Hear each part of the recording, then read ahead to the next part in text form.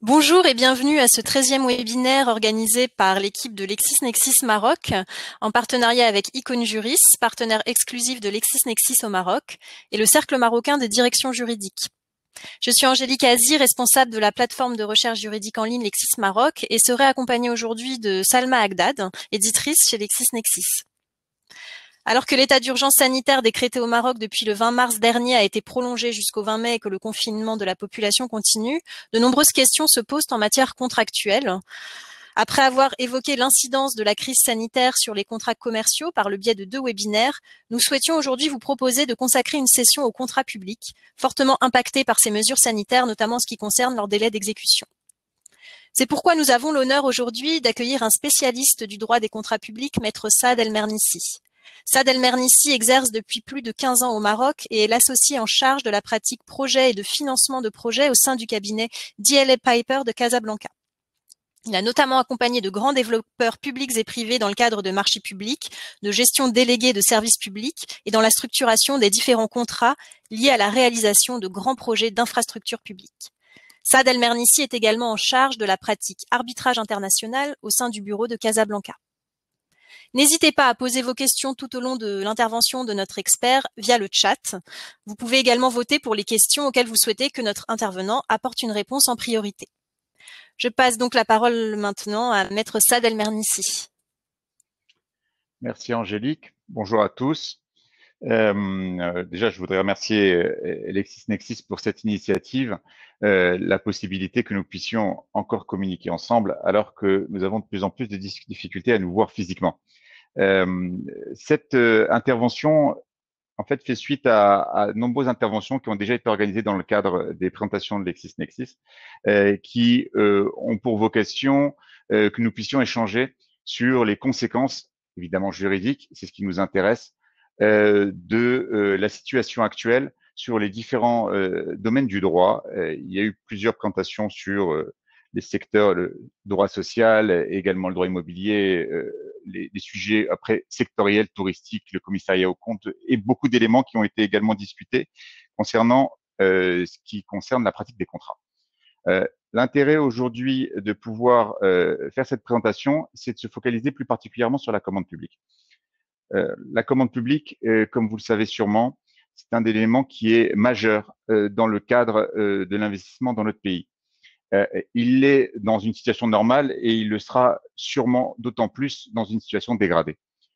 Dans le cadre de la situation, j'allais dire normale, en fonction des années et en fonction du périmètre dans lequel on définit la commande publique, on considère que entre 17 et 25%, la commande publique représente entre 17 et 25% du PIB de notre pays. Ce qui est énorme, puisque à titre de comparaison, par exemple, pour la France, en fonction des années, on est entre 9 à 10% du PIB. Donc, plus du double. Et dans ce pays est majoritairement fait à travers la commande publique, donc à travers les investissements qui sont faits par l'État et l'ensemble de ses démembrements ainsi que les établissements publics. Quand je vous disais tout à l'heure, c'est déjà une place importante dans une situation normale. Mon sujet étant le suivant, aujourd'hui, les autorités publiques font face à une situation d'une crise sanitaire. Demain, nous devrons faire face à une situation qui sera liée à une crise économique. Et ce n'est plus un secret maintenant, les différentes analyses économiques qui sont portées à la connaissance du public se focalisent de plus en plus sur le fait que la reprise redémarrera par l'investissement massif de l'État et l'implication massive de l'État dans l'économie et que l'orthodoxie budgétaire qui était un peu la pratique depuis une vingtaine ou une trentaine d'années, maintenant va faire face probablement à un endettement massif des États. Donc, cet endettement massif va venir justement conforter et appuyer la commande publique. Ça, c'est, j'allais dire, la commande publique au sens économique du terme. Juridiquement, qu'est-ce qu'on entend par la commande publique? La commande publique, c'est un peu l'ensemble des contrats qui sont passés par les différentes personnes publiques, personnes morales de droit public. Les personnes morales de droit public sont principalement l'État, les établissements publics et ce qu'on doit désormais appeler les collectivités territoriales, principalement donc les régions et les communes. ces contrats sont passés auprès d'opérateurs privés. Et alors, ils ont quasiment tous la qualification de contrat administratif. Alors, pourquoi il est intéressant de s'arrêter un peu sur justement cette qualification de contrat administratif? Parce que ça va être important pour la suite de mon développement, notamment sur les impacts qu'a la situation actuelle sur justement l'exécution de ces contrats. Alors, les contrats administratifs sont souvent qualifiés à travers deux critères qui ont été fixés par la doctrine et par la jurisprudence. Le premier critère étant ce qu'on appelle le critère organique, le fait que un au moins des co-contractants doit être une personne morale de droit public, comme je viens de le définir. Le deuxième critère, c'est ce qu'on appelle le critère matériel, et celui-ci est double. Un contrat administratif doit être un contrat dont l'objet doit se référer à l'exécution d'un service public. Et puis également, le critère matériel porte sur les dispositions qui sont conclues à l'intérieur du contrat, et notamment ce qu'on appelle les clauses exorbitantes de droit commun. Le contrat administratif est un contrat qui est structurellement déséquilibré. Il est déséquilibré au profit de la personne publique et donc au détriment de la personne privée. Et ces clauses exorbitantes de droit commun, elles sont classiquement doubles. D'abord, le pouvoir de modification unilatérale du contrat. L'autorité publique a la possibilité d'obliger l'opérateur privé et son co-contractant à réviser le périmètre de sa mission, soit pour le réduire, soit pour l'augmenter. Et évidemment, il y aura pour conséquence une indemnisation de l'opérateur privé. Et puis, un pouvoir qui est extrêmement important, qui est la résiliation unilatérale sans faute du contractant privé. C'est ce qu'on appelle la résiliation qui sans faute et donc la résiliation pour motif d'intérêt général. Donc voilà pour la partie qualification du contrat administratif et on verra tout à l'heure, on va y revenir. C'est ce fameux déséquilibre va être compensé par des autres dispositions que nous allons voir tout à l'heure dans des situations assez exceptionnelles. Il y a non seulement le caractère de contrat administratif, mais également on verra que ces contrats ne sont pas tous soumis à une réglementation unique. On va voir qu'on a beaucoup de textes qui s'appliquent sur l'exécution de ces contrats administratifs. Alors, quand on pense commande publique, évidemment, dans un premier temps, on pense tout de suite au marché public. Alors, le marché public bénéficie d'une réglementation spécifique. En l'occurrence, alors par simplification, on parle de code des marchés publics, mais au Maroc, nous ne disposons pas réellement d'un code des marchés publics, mais plutôt, nous avons un texte qui est un décret qui prévoit justement la réglementation en matière de marché public. Et puis, on a d'autres formes de contrats, notamment des contrats de concession, qui, eux, trouvent leur source dans ce qu'on appelle les lois sectorielles. Ce sont des différents textes qui ont été soit des textes de création d'établissements publics, soit des textes qui visent à encadrer un certain secteur d'activité. Et ces différents textes eux-mêmes permettent de transférer, de concéder à une personne privée l'exécution d'un service public. Et ces contrats de concession, on les voit alors classiquement dans le secteur de l'énergie. La base de la concession dans le secteur de l'énergie, c'est le DAER de création de l'Office national d'électricité et de l'eau potable. Mais vous allez trouver également des dispositions dans les textes qui s'appliquent au secteur ferroviaire.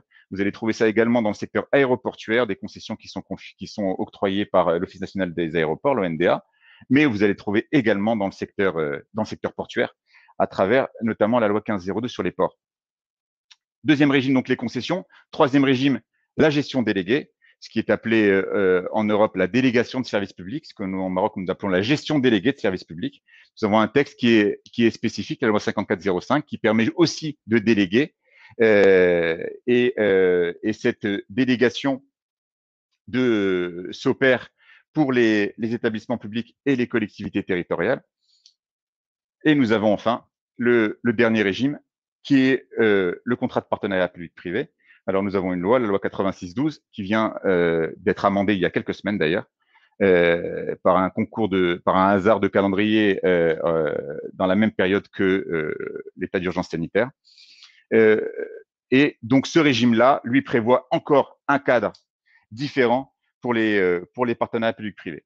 Donc, pourquoi je fais cette distinction entre ces différents contrats?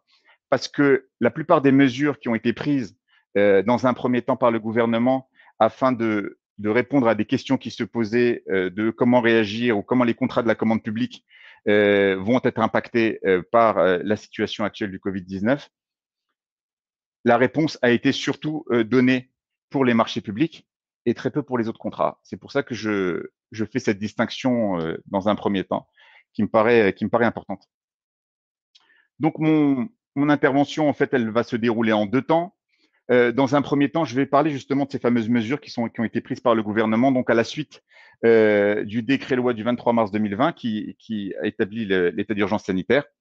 Et ce texte prévoit que donc ce décret-loi, qui a donc un décret qui a force de loi, et qui prévoit notamment que d'autres textes seront adoptés pour justement encadrer ou en tout cas participer à l'application de ce décret-loi sur l'état d'urgence sanitaire, et notamment des circulaires qui sont celles sur lesquelles on va un peu s'attarder, des circulaires qui ont été émises par le ministre de l'économie et des finances.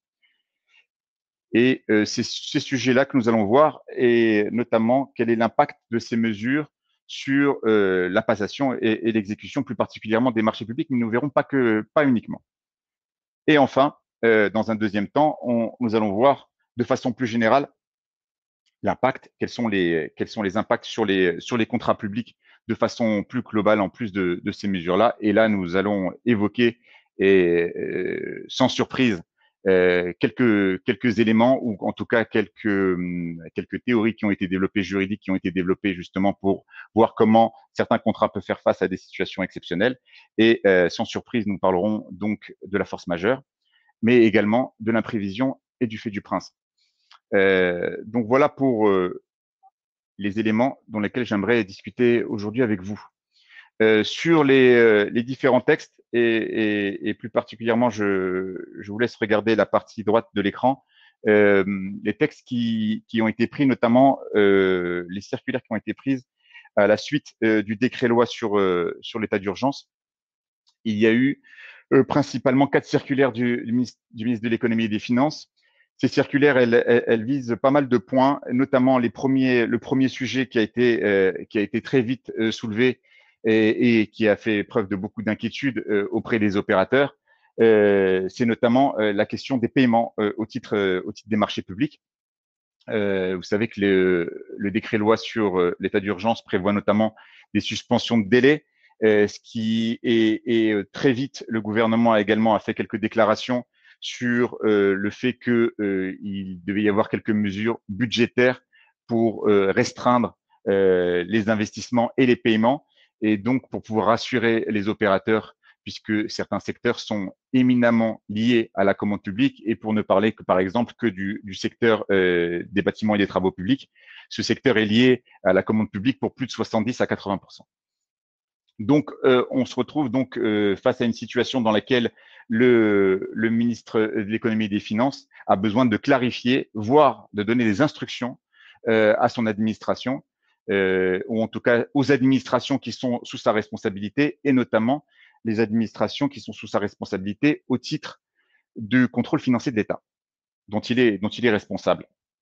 Donc, d'abord, la partie des paiements, et puis ensuite, nous verrons un ensemble de mesures qui sont mises en place pour, j'allais dire, des mesures de souplesse et des mesures qui permettent notamment de faire face au fait que les déplacements sont limités. Donc, voilà les premiers éléments dont je souhaite parler avec vous. Alors, en gros, quelles sont ces mesures? Je les ai classées parce qu'elles font l'objet, comme vous avez vu, de 4 circulaires différentes. J'ai essayé de les classer dans une logique un peu thématique.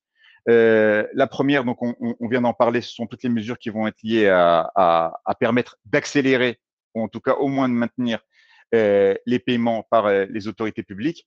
La seconde, elle vise notamment à privilégier, et ça c'est dans le cadre effectivement d'éviter les déplacements et tous les contacts physiques, de privilégier les échanges électroniques. Et puis également, il y a quelques mesures qui sont venues également, j'allais dire, accompagner ou permettre de soulager les autorités publiques concernant notamment les procédures de passation de marchés publics. Donc sur ces mesures, peut-être dans un premier temps, les mesures d'accélération des paiements des créanciers. Alors, la première chose, c'est que évidemment, toutes les délais de paiement pour l'État et les collectivités territoriales sont maintenus, c'est-à-dire qu'ils ne sont pas suspendus, ne correspondent pas à la suspension des délais qui sont prévus par l'état d'urgence sanitaire. Et de plus, il a été reprécisé que en cas de non-respect du délai de paiement, les intérêts moratoires s'appliqueront toujours. Ça, c'est le premier élément. Le deuxième chose, dans une mesure plus générale, il y a eu des instructions, et notamment au profit des très petites entreprises et des petites et moyennes entreprises, des éléments qui sont liés à l'accélération des paiements, puisque l'État aujourd'hui doit jouer son rôle, et notamment en permettant justement à ces entreprises qui sont liées à la commande publique de pouvoir continuer à faire face à leurs dépenses. Et enfin, il y avait une problématique qui se posait également sur la transmission des factures pour pouvoir justement que ces entreprises puissent être payées. Et la réglementation prévoyait et notamment la dématérialisation des factures au titre des marchés publics par étapes. Et elle prévoyait notamment que les factures devaient être transmises et permettre qu'elles soient signées sous la forme de signature électronique, mais qu'elles soient signées de façon électronique avec une certification. Et comme vous l'avez peut-être suivi en ce moment, parce que ça a été également un grand débat, la question de la signature électronique aujourd'hui, puisque justement l'idée de pouvoir ne plus se déplacer, ne plus avoir à avoir des signatures qui soient légalisées, et de pouvoir utiliser justement les modalités qui sont prévues par la signature électronique. Aujourd'hui, les modalités de certificat électronique sont délivrées par Balid al-Maghrib, et il y a une certification qui est la certification la plus importante, celle de classe 3 de Balid e-Sign, et aujourd'hui, on ne réclame plus cette disposition. Alors évidemment, les entreprises qui détiennent déjà cette certification peuvent toujours l'utiliser. Et par contre, celles qui ne l'avaient pas, puisqu'il y a beaucoup de demandes et que aujourd'hui Balid al-Maghrib n'est pas en capacité de pouvoir octroyer et répondre à l'ensemble des demandes. Donc aujourd'hui, ces factures ne sont plus obligées d'être certifiées électroniquement.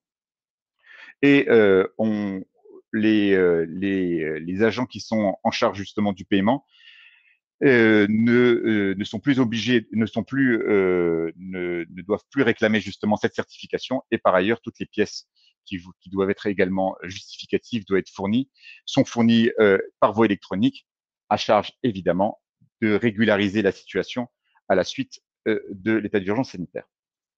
Concernant les échanges électroniques, et ça c'est notamment le cas alors en deux temps, d'abord pour le lancement des appels d'offres, ensuite pour la procédure de réponse par les candidats. De façon simple, le ministre recommande justement la publication d'abord sur le portail, puisqu'il y a un portail sur les marchés publics, marchéspublics.ma, la publication justement des appels d'offres, et puis puisque les journaux papier ne sont plus en circulation, de permettre également la publication sur les journaux électroniques, sur la version électronique des journaux, et puis sur le site des entités. Concernant les dossiers d'appel d'offres, il n'y a plus de transmission papier. Donc, on incite également à aller télécharger l'ensemble des dossiers d'appel d'offres sur les sites soit de marchéspublics.ma, soit le site de l'établissement public ou de l'entité publique. Par ailleurs, il a toutes les ouvertures des plis qui, le principe étant que les ouvertures des plis pour les marchés publics doivent être faites en séance publique. On octroie la possibilité désormais à ce que ça soit fait à huis clos. Et puis ensuite, pour tous les échanges, il n'y a plus d'échange de courrier, il n'y a plus d'échange de fax. On essaye de passer par la voie électronique pour permettre à chacun justement de pouvoir être informé en temps réel et éviter tous les échanges et tous les contacts physiques. Enfin, de la même façon, pour tout ce qui concerne la réponse aux appels d'offres, il n'y a plus de certification également qui est demandée. Les documents sont simplement maintenant signés et cachetés et scannés et transmis au titre justement de la réglementation sur les marchés publics. Enfin, toutes les mesures qui sont censées alléger les personnes morales et droits publics, et là, on vise plus particulièrement les établissements publics qui sont soumis au contrôle préalable de l'État. Lorsque l'établissement public était soumis au contrôle préalable de l'État, il fallait deux choses. D'abord, qu'il fallait la présence d'un représentant du ministère de l'économie et des finances lors des travaux des commissions d'appel d'offres. Et puis, il fallait également avoir un avis préalable des contrôleurs d'État. Et aujourd'hui, ceci n'est plus requis. Donc, ça permet d'alléger de façon globale tout l'ensemble de ces procédures. Voilà ce que je voulais vous dire de façon générale sur ces différentes circulaires qui ont été émises par le ministre de l'économie et des finances.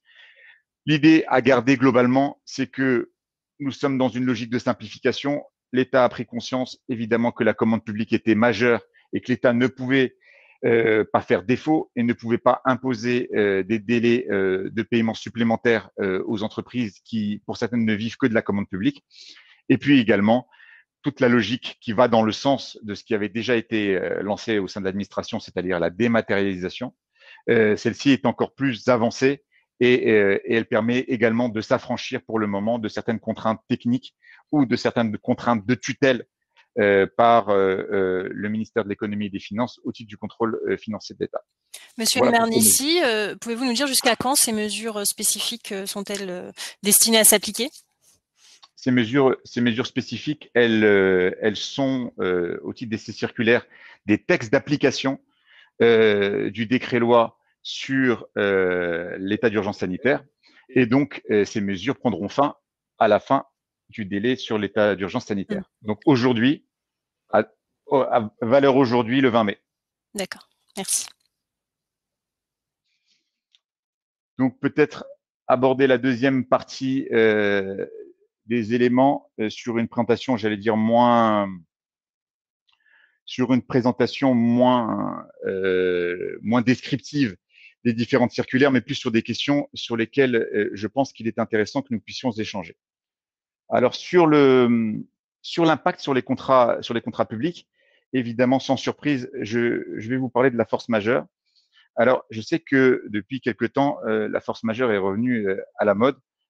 Pour certains d'entre vous, peut-être ces questions ou cette qualification ou ces critères de la force majeure, vous ne les avez pas entendus depuis les bancs de la faculté de droit. Et c'est pas un hasard. La force majeure, ce sont des clauses que l'on voit dans des contrats, mais j'allais dire qui sont devenues des clauses de style. C'est-à-dire, on intègre ces clauses de force majeure en se disant il faut la mettre, mais on n'est pas complètement sûr que on va un jour l'utiliser. Et ça devient comme, j'allais dire, une clause dans un contrat modèle. Il y a un peu de parallèle également avec les clauses d'arbitrage où parfois, et malheureusement, on les intègre dans des contrats sans vraiment en connaître les conséquences. Les clauses de force majeure, elles ne s'appliquent pas ou très peu pour une raison simple, parce que les critères qui sont fixés sont des critères qui sont extrêmement restrictifs. Et même si la force majeure, on a l'occasion de beaucoup en discuter, il y a une jurisprudence qui est relativement importante, il y a des éléments qui sont fixés évidemment par l'article, notamment l'article 269 du DOC. In fine, ce sont des dispositions qui s'appliquent que très rarement. Et pourtant, c'est une notion qui est commune, ce qui est relativement rare, à la fois aux pays de droit civil, mais également aux pays de common law, et quasiment sur le même régime.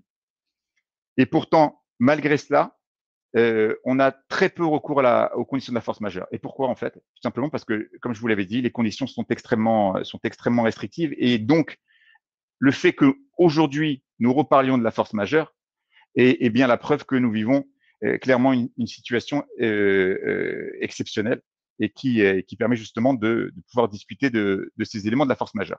Alors, sans en revenir encore sur la définition, parce que dans toutes les présentations en ce moment et dans tous les éléments qui sont transmis, les différents articles et les différents mémos qui sont transmis aujourd'hui par les différents acteurs du droit, la force majeure est le sujet qui arrive en tête. Donc, juste pour reprendre les trois caractères pour évacuer ce sujet-là et qui sont prévus dans l'article 269 du DOC. Les trois caractères de la force majeure sont donc, la force majeure est donc un événement qui a un caractère imprévisible, donc qu'on ne pouvait prévoir, un caractère irrésistible sur lequel on ne peut pas, il est impossible de pouvoir y résister, de pouvoir y faire face, et puis un caractère extérieur, c'est un caractère qui est extérieur aux parties. Donc voilà j'allais dire sur une présentation relativement globale, je pense qu'il y a eu beaucoup de débats et de discussions sur les conditions d'application de la force majeure. je ne suis pas complètement certain que ce soit intéressant pour vous d'y revenir. La conséquence, alors évidemment sur les contrats publics de la force majeure, c'est la suspension des délais contractuels, et puis surtout, c'est le caractère exonératoire en matière de sanctions et d'indemnisation qui pourrait être issu justement de ce non-respect des obligations contractuelles. Aujourd'hui, pourquoi il est intéressant de parler de la force majeure? D'abord par le fait que, notamment, une des circulaires du ministère des Finances, celle du 14 avril 2020, à ma connaissance, la dernière sur le sujet, précise les éléments suivants. Elle précise que l'état d'urgence sanitaire et les mesures de confinement qui y sont associées, qui sont des mesures qui ont été prises par les pouvoirs publics, révèlent un caractère imprévu, imprévisible, irrésistible et indépendant de la volonté des entreprises titulaires des marchés publics, et donc relève d'un cas de force majeure. Donc, le ministère, ou le ministre plutôt, de l'économie et des finances s'est positionné pour dire que la situation actuelle que nous vivons, et quand je parle de situation, ce n'est pas la pandémie. Ce n'est pas la pandémie qui est un cas de force majeure. Ce sont les mesures qui sont prises au titre de l'état d'urgence sanitaire et notamment les mesures de confinement. Donc, constitue un cas de force majeure et que donc, dès lors, le ministère demande aux maîtres d'ouvrage relevant, et écoutez-moi bien, des administrations de l'État, des collectivités territoriales, des établissements publics et des autres organismes soumis au contrôle financier de l'État. Donc là, on arrive à avoir des entités qui est plus large que ce qu'on pensait. Lorsqu'on lit a priori cette circulaire, on a l'impression que cette circulaire s'applique uniquement au marché public. Mais là, on découvre que aujourd'hui, on parle non seulement de l'État et des collectivités territoriales. Là, on est dans le champ des marchés publics. Mais les établissements publics, eux, ne sont pas soumis au régime des marchés publics. Les établissements publics, eux, disposent de leur propre règlement des marchés. Certes, ces règlements des marchés sont quasi similaires aux dispositions du décret sur les marchés publics, mais ils ne sont pas soumis au régime des marchés publics au sens du décret sur les marchés publics. Donc, on élargit, le ministre élargit le cercle. Et alors, aux autres organismes qui sont soumis au contrôle financier de l'État, là, il fait référence clairement au texte, à la loi 6900 qui est relative au contrôle financier de l'État. Et quand on regarde l'article 1er de ce texte, qu'est-ce qu'on entend par entité qui est soumise au contrôle financier de l'État? Les organismes publics, que sont l'État, les collectivités locales à l'époque, donc maintenant territoriales, et les établissements publics, mais également les sociétés d'État, les filiales publiques, donc les entreprises qui sont détenues soit à 100% par l'État ou par un organisme public, soit qui sont détenues à 50%, soit qui sont détenues à moins de 50%. Donc, en principe, toutes ces entités ont été, comment je pourrais trouver le terme, sensibilisées par le ministre de l'économie et des finances sur le fait qu'il faille donner une suite favorable aux demandes des entreprises qui invoquent la force majeure en raison, évidemment, de l'état d'urgence et de sa conséquence qui sont les mesures de confinement. Donc, qu'est-ce qu'on peut tirer de cette démonstration, de cette circulaire? Plusieurs choses. D'abord, clairement, l'état d'urgence constitue un événement de force majeure, ce qui n'est pas rien, et qui peut être invoqué devant des organismes publics qui ne sont pas uniquement l'État et les collectivités territoriales et pas uniquement les établissements publics, mais tous ceux qui sont soumis au contrôle financier de l'État. Et ensuite, il sera fait application des dispositions qui sont réglementaires. Alors, soit réglementaires, et là on parle du décret, soit sur des sujets de règlement des marchés qui sont propres à chacun des établissements publics notamment, ou des entreprises publiques, et le cas échéant, à l'application des dispositions contractuelles qui sont mises en œuvre. Alors, sur l'exécution du contrat, et sur un sujet de résiliation sur lequel je souhaitais vous parler. Alors, je ne sais pas si à ce stade-là, il y a des premières questions qui sont liées à la circulaire, peut-être. On a une question sur le cas des PPA de l'ONE, l'Office national de l'électricité. Peut-on considérer une réflexion par analogie par rapport à ce que vous disiez sur l'élargissement en fait qui est prévu par la circulaire, pas seulement au marché public en fait? Alors, a priori, oui, puisque je viens de vous dire que il n'y a pas que dans le cadre des marchés publics que on peut invoquer les conditions de la force majeure et que on n'est pas seulement uniquement pour l'État, les collectivités territoriales, mais on parle également des établissements publics. L'ONE étant un établissement public, on pourrait être dans ce champ d'activité. Par contre, dans ce cas de figure, on est dans un régime dérogatoire. Et pourquoi? Alors, les PPA sont les contrats de fourniture, d'achat et de fourniture d'électricité, les Power Purchase Agreement.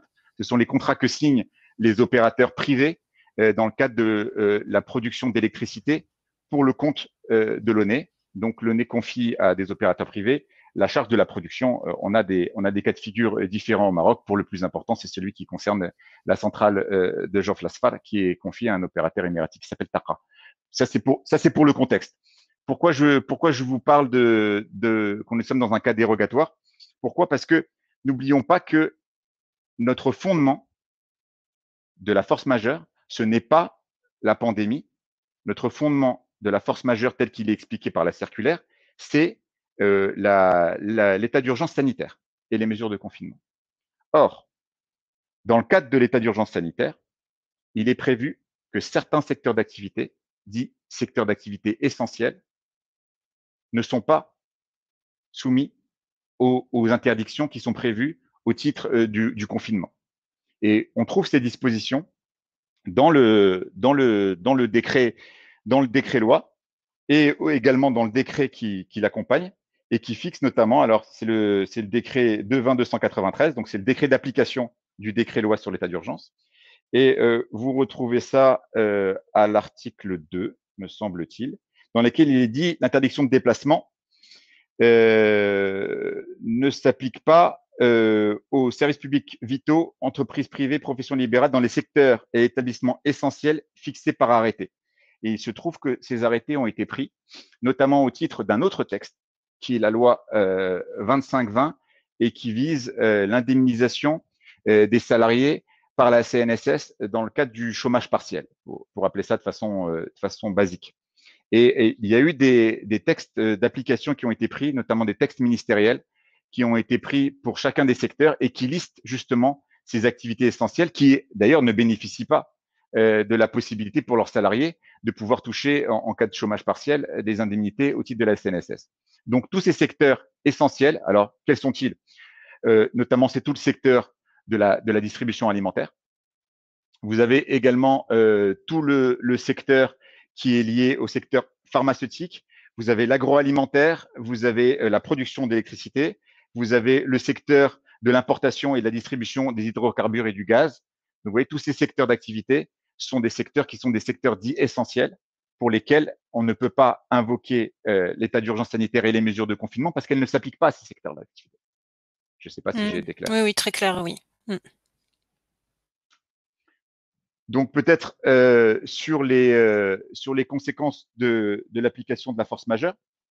Alors sur les conséquences, on est obligé après de se référer au texte par type de contrat. Ce que je vous disais tout à l'heure, on est dans une logique de la commande publique. Il n'y a pas de réglementation unique. Ça va dépendre en fonction des différentes natures des contrats publics.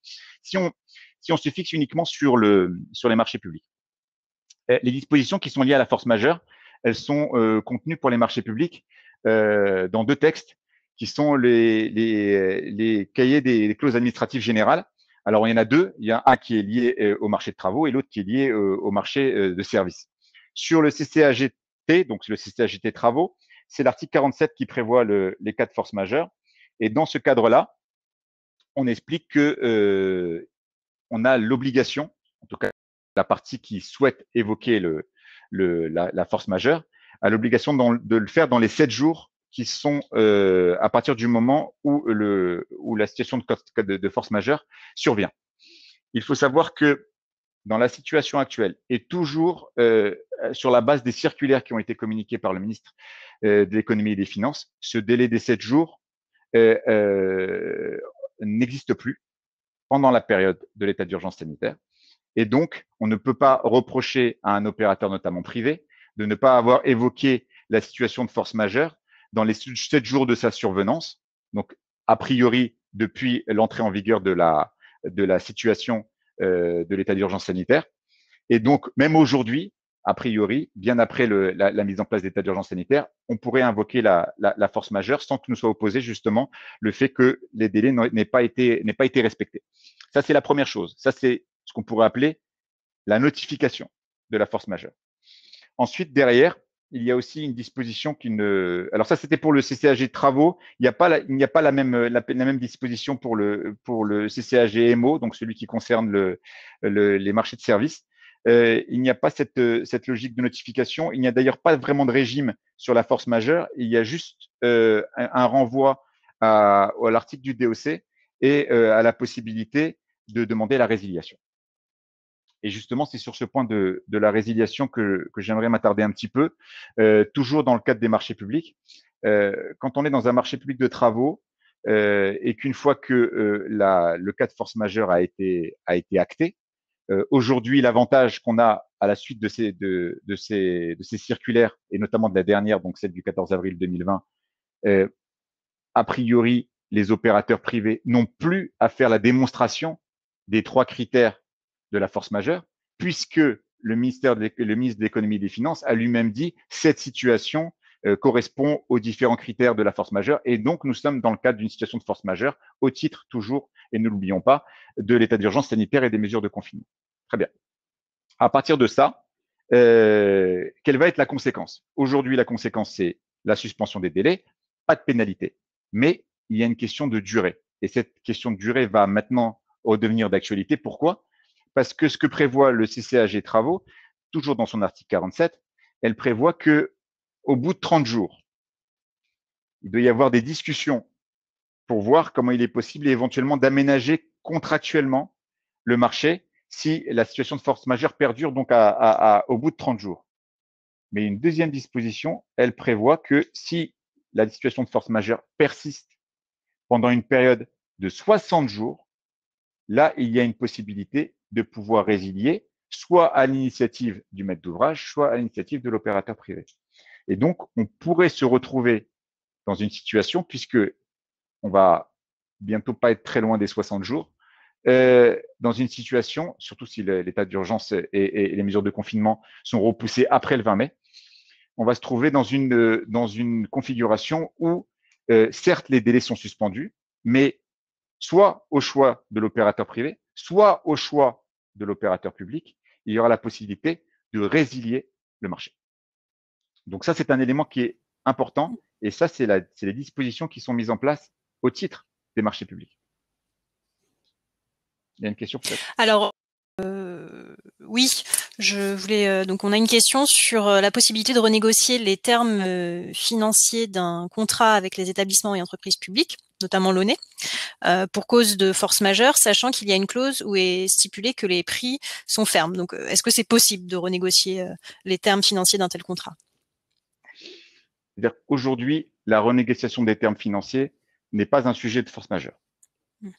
On le verra peut-être dans d'autres dispositions qui vont arriver par la suite, mais en tout cas, pour ce qui concerne la force majeure, ce n'est pas le sujet. La force majeure a pour conséquence uniquement la suspension des délais et le fait que c'est un caractère exonératoire en termes de sanctions financières pour le dépassement de la durée contractuelle.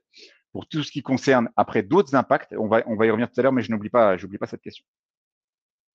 Alors, je pose juste une dernière question avant de passer à la suite. Dans ces circonstances, un opérateur privé peut-il invoquer unilatéralement la résiliation du contrat? Oui, dans le cadre des marchés publics. Alors, pour les marchés, pour ce qui concerne les marchés de services, c'est prévu effectivement par le texte et il n'y a pas de délai.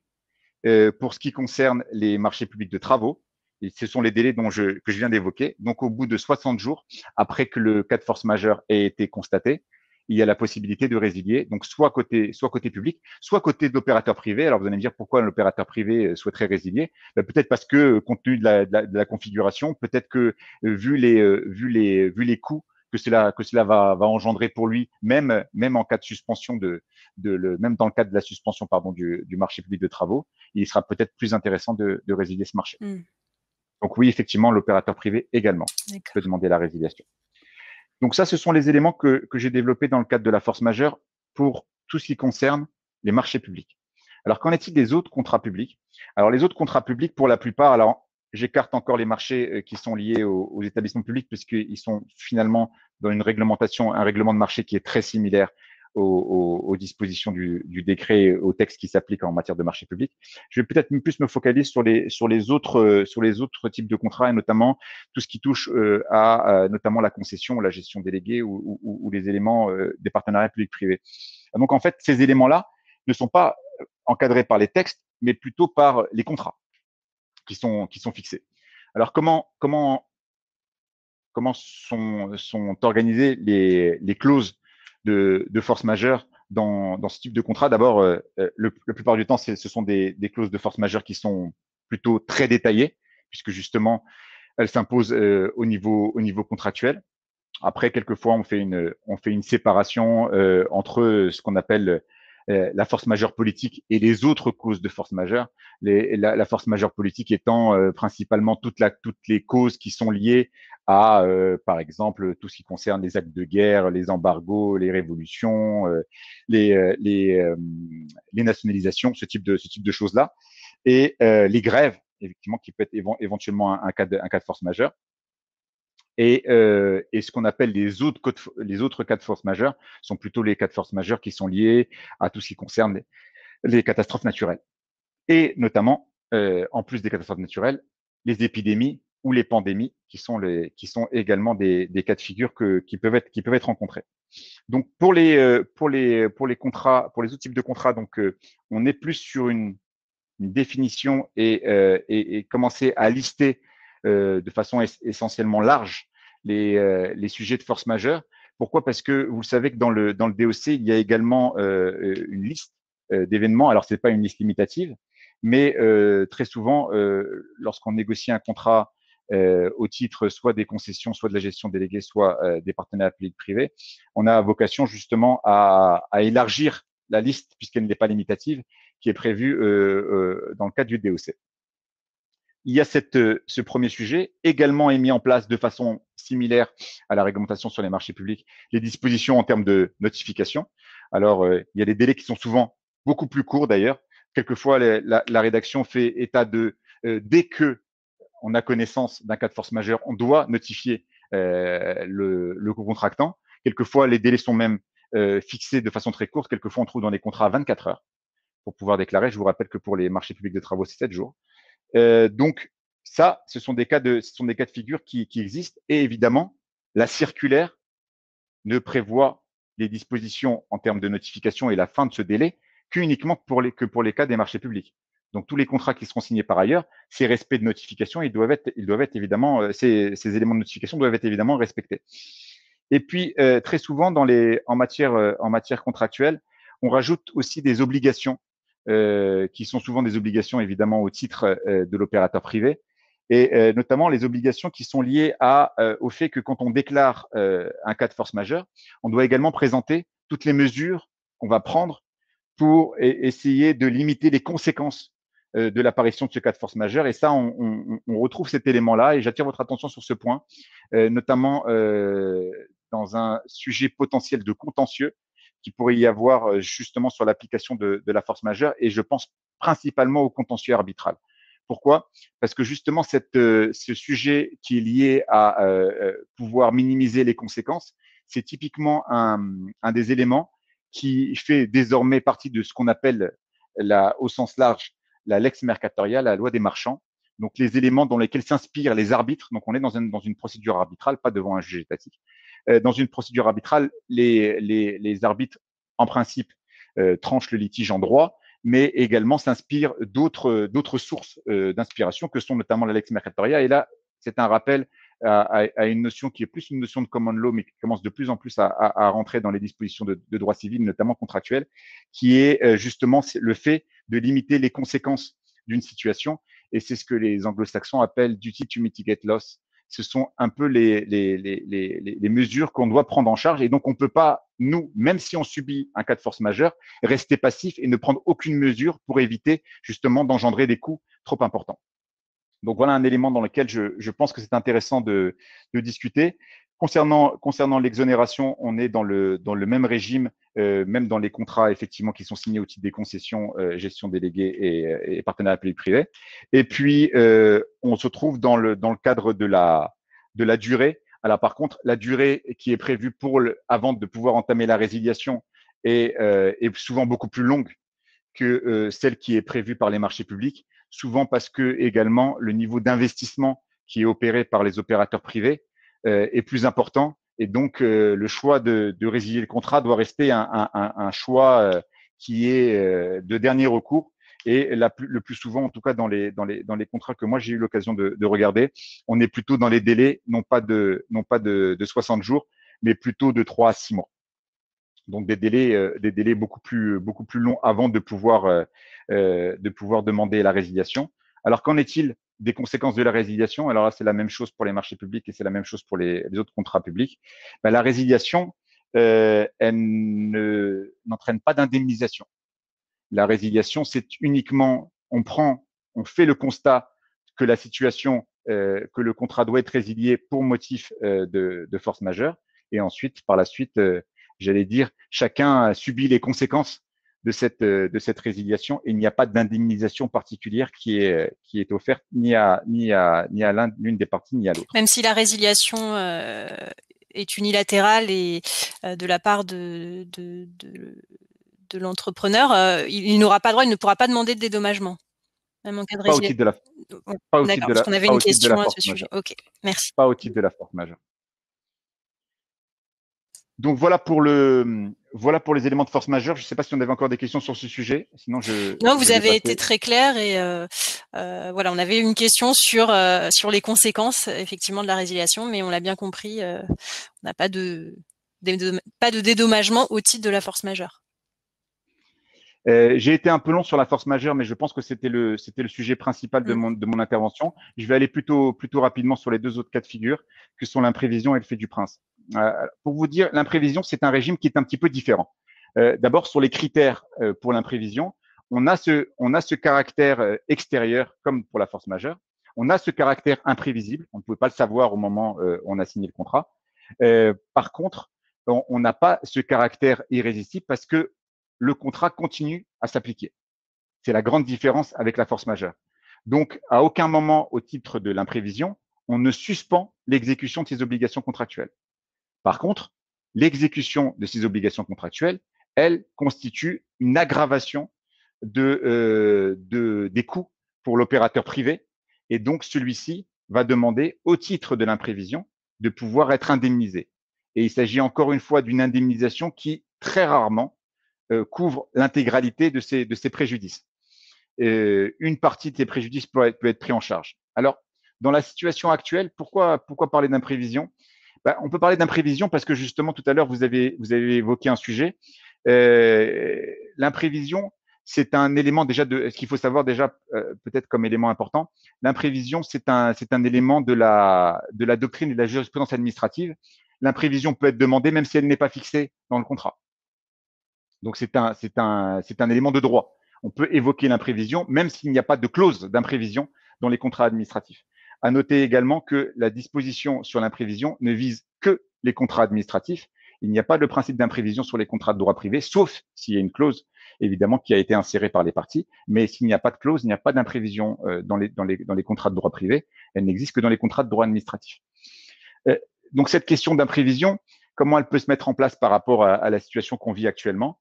Mais par exemple, et là, on est, entendons-nous bien, pas sur la conséquence forcément de l'état d'urgence, mais plus de la situation, j'allais dire, sur l'économie mondiale. Je vous donne un exemple. Vous contractez avec une personne morale de droit public, vous êtes un opérateur privé, et vous vous êtes engagé notamment à fournir des matériels que vous allez aller sourcer dans d'autres pays à l'international.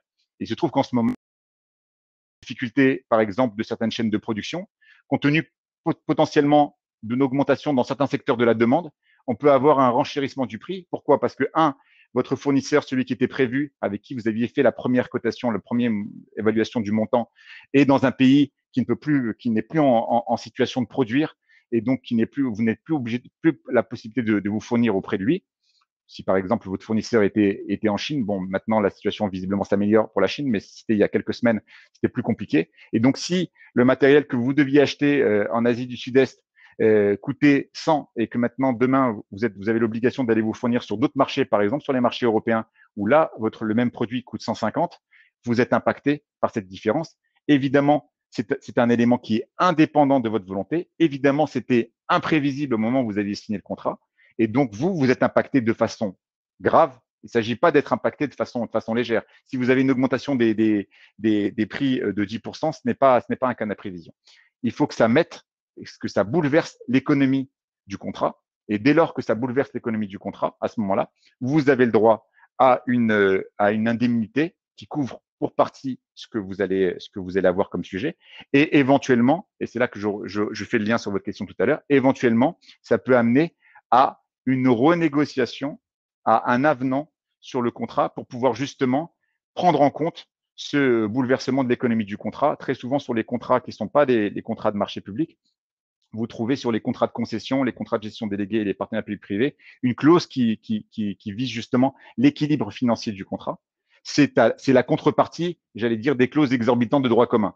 La personne morale de droit public, elle a justement ce pouvoir, notamment de résiliation unilatérale, de modification unilatérale, et en contrepartie, la personne privée, pour qu'elle puisse être protégée, elle bénéficie de l'équilibre économique du contrat. Voilà comment on peut s'insérer, j'allais dire, l'imprévision dans la situation actuelle. Et enfin, pour finir. Est-ce que vous pourriez préciser le fondement juridique de la théorie de l'imprévision? C'est jurisprudentiel, doctrinal et jurisprudentiel. Il n'y a aucune référence textuelle sur l'imprévision et vous trouvez cette disposition, quelquefois elle est reprise contractuellement, notamment, je vous l'ai dit, au titre de ce qu'on appelle la modification de l'équilibre économique du contrat. On ne le trouve pas dans les marchés publics, on les trouve dans les concessions, gestion déléguée et PPP. Mais sinon, il n'y a pas de fondement, textuel. C'est une théorie doctrinale et jurisprudentielle. Très bien, merci. Et enfin, le fait du prince. Alors, le fait du prince, c'est un sujet peut-être un peu plus complexe. Pourquoi? Parce qu'on est dans une situation très particulière. Alors, le fait du prince, c'est typiquement quelque chose qui s'applique encore moins souvent que la force majeure, mais bizarrement, dans la situation actuelle, et donc qui est bien la preuve que c'est une situation exceptionnelle, on peut trouver effectivement une application à la théorie du fait du prince. Alors, le fait du prince, c'est quoi? C'est quand vous êtes opérateur privé et que votre co-contractant va prendre une mesure unilatérale, donc de son propre chef, mais qui est extra-contractuelle, c'est-à-dire qu'il ne la prend pas au titre du contrat que vous avez avec lui. En gros, ce n'est pas une modification du périmètre du contrat, il va prendre une décision qui va impacter l'exécution du contrat. Et très souvent, ce sont des décisions qui sont des décisions réglementaires. Et alors là, si vous voyez à quoi je fais allusion, évidemment, qu'est-ce que pourrait être ce genre de mesures? Typiquement, ce sont les mesures qui sont liées à l'état d'urgence sanitaire ou aux mesures de confinement.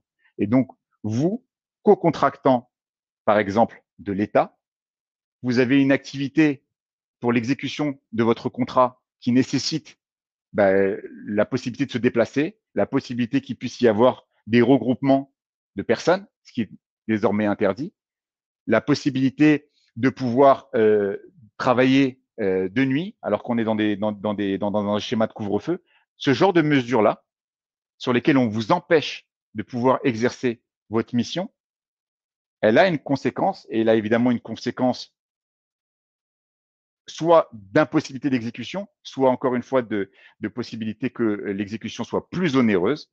Et donc, dans ce cas de figure, et c'est la très grande différence avec l'imprévision, on n'est pas dans une logique de compensation du déséquilibre économique du contrat, on est sur un principe de réparation intégrale du préjudice, dans ce cas de figure, quand il est avéré. Voilà pour le fait du prince. Vous voyez, le fait du prince, on est encore dans une autre logique. Il y a une jurisprudence marocaine sur le fait du prince. Donc ce n'est pas du tout une transposition de théorie administrative qui pourrait se dérouler dans d'autres pays. Il y a une base à la fois doctrinale, clairement, mais il y a également une base jurisprudentielle aux dispositions sur le fait du prince. Et on est sur l'indemnisation intégrale du préjudice pour la partie qui subit justement cette impossibilité de pouvoir exécuter le contrat ou de l'exécuter à un coût qui est exorbitant par rapport à celui qui était prévu dans le cadre de l'exécution du contrat. J'ai essayé de balayer le maximum de choses. Évidemment, comme à mon habitude, je n'ai pas du tout respecté le délai qui m'était imparti. Je suis à votre disposition si vous avez encore. Écoutez, merci Monsieur Elmernissi. Donc oui, on a un peu dépassé le délai qui nous était imparti. Alors je vais prendre quelques questions quand même. Hein. On va prendre le temps d'y répondre. Alors l'imprévision.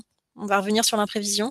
Reposant sur la jurisprudence administrative, est-elle également applicable dans des contrats avec l'ONE ou des organismes soumis au contrôle de l'État? Oui, ce sont il faut que ces contrats aient un caractère administratif. Si ces contrats ont un caractère administratif, on peut très bien effectivement soulever l'imprévision. Les caractères administratifs sont ceux que j'ai énoncés dès le début. La présence d'une personne morale de droit public et comme contractant, et puis l'exécution d'un service public, 2, les clauses exorbitantes de droit commun. Si on est dans ce cas de figure d'un contrat administratif et pas un contrat de droit privé, il est possible de soulever l'imprévision. D'accord, merci. Une question sur la révision des prix peut-elle être invoquée dans ce contexte de pandémie suite au changement du lieu d'approvisionnement? Alors, le fournisseur a-t-il le droit d'exiger des justificatifs par rapport à ce changement de lieu d'approvisionnement? Alors, vous pouvez juste me répéter, pardon. Alors, est-ce qu'une révision du prix peut-elle être invoquée dans ce contexte de pandémie suite à un changement de lieu d'approvisionnement? Alors, ça va dépendre du contexte. Ça va clairement dépendre du contexte. Là, probablement, on se situera plutôt dans la théorie de l'imprévision. Et pourquoi? Parce que je suppose qu'effectivement, le changement de lieu d'approvisionnement a comme conséquence une augmentation des coûts. Et il faut que les coûts soient suffisamment importants pour pouvoir que ça soit qualifié effectivement d'imprévision, et qu'il faut une nouvelle fois qu'on soit dans le cadre d'un contrat administratif, évidemment. Alors, on a une question sur la jurisprudence à laquelle vous faisiez allusion sur le fait du prince. Alors, on nous demande les références. Est-ce que vous les auriez? Sinon, on pourra les transmettre par la suite. On pourra les transmettre de mémoire. C'est 2008. C'est la cour administrative d'appel de Marrakech. Et je vous retrouverai les dispositions. C'était sur le fait que c'était une entreprise qui était gestionnaire de parking, et la commune de Marrakech avait interdit la circulation pour éviter les embouteillages et éviter les passages de personnes. Et donc, ça a impacté directement l'activité qui avait été octroyée au titre des gestionnaires de parking. Et il avait réussi à obtenir l'indemnisation intégrale de son préjudice. De mémoire, ça doit être 2008, mais je vous transmets. D'accord, oui, et on les mettra en ligne. Et à mon sens, c'est, je crois, la jurisprudence la plus récente, en tout cas dans celles qui font partie des jurisprudences qui sont publiées, bien sûr. D'accord. Alors, une question sur l'entrepreneur peut-il être indemnisé sur la base de la théorie du fait du prince malgré la constatation de la force majeure? Alors, c'est des éléments qui peuvent se combiner. La force majeure et d'ailleurs la force majeure peut se combiner également avec l'imprévision. Il faut pas que ce soit pour les mêmes motifs, mais il n'y a rien d'interdit effectivement de pouvoir se combiner. Ce ne sont pas les mêmes conséquences. Je vous l'ai expliqué depuis tout à l'heure. Il n'y a pas les mêmes conséquences pour l'application de la force majeure du fait du prince ou pour l'imprévision. Mais dans l'ensemble, effectivement, il n'y a pas de difficulté à ce qu'on puisse combiner les différentes théories si elles sont sur des bases différentes. Il n'y a pas de problème. Des bases juridiques différentes. Il n'y a pas de souci.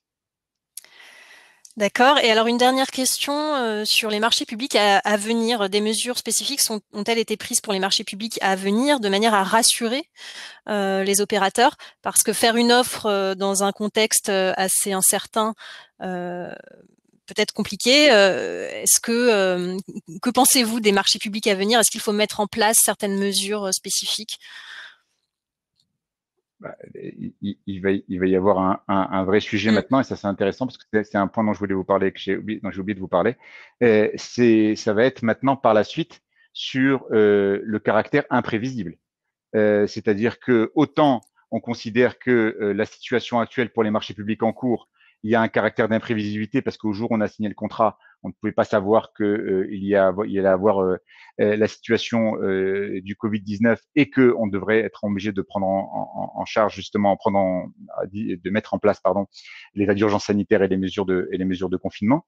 Maintenant, tout le monde est au courant. Donc, il va être compliqué de pouvoir invoquer la force majeure dans une situation actuelle, et j'allais dire peut-être même plus loin, même si dans plusieurs mois, est-ce que si, comme certains l'annoncent, et qui ne se passera pas, j'espère, on pourrait être soumis à des logiques de pandémie de façon régulière, est-ce que ce sera des situations qui seront vraiment imprévisibles? Voilà un élément sur lequel il va falloir réfléchir.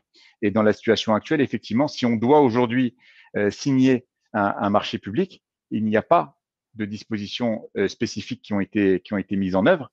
Les situations qui ont été prises sont uniquement pour les contrats publics qui avaient déjà été conclus avant l'entrée de l'état d'urgence sanitaire, et les mesures dérogatoires, j'allais dire, ne s'appliqueront uniquement que jusqu'à la fin de l'état d'urgence sanitaire. Donc oui, avec précaution sur la conclusion des différents contrats publics et des contrats de marché public pour les prochaines semaines à venir. Très bien. Écoutez, merci beaucoup, Monsieur Elmernissi, pour cette présentation très claire sur l'impact de la crise en matière de contrats publics. Merci à tous les participants d'avoir assisté à ce 13e webinaire, d'avoir posé vos questions. Un enregistrement du webinaire est d'ores et déjà disponible sur le site de Connexion. La présentation de Monsieur Elmernissi pourra être également en ligne sur le site si vous n'y voyez pas d'inconvénient, Monsieur Elmernissi, parce qu'on a beaucoup de demandes à ce sujet. Après une dernière relecture, bien sûr, ça sera avec on grand la plaisir. mettra en ligne à côté du podcast. Moi, je vous donne rendez-vous la semaine prochaine pour un nouveau webinaire consacré à la signature électronique, dont on a parlé aussi beaucoup aujourd'hui. Voilà. Écoutez, merci à tous et bonne fin de journée. À bientôt. Merci. Au revoir. Au revoir.